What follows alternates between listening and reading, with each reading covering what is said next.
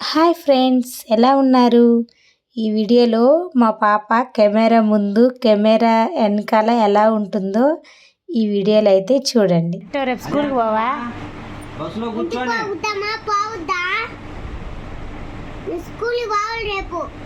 What a performance!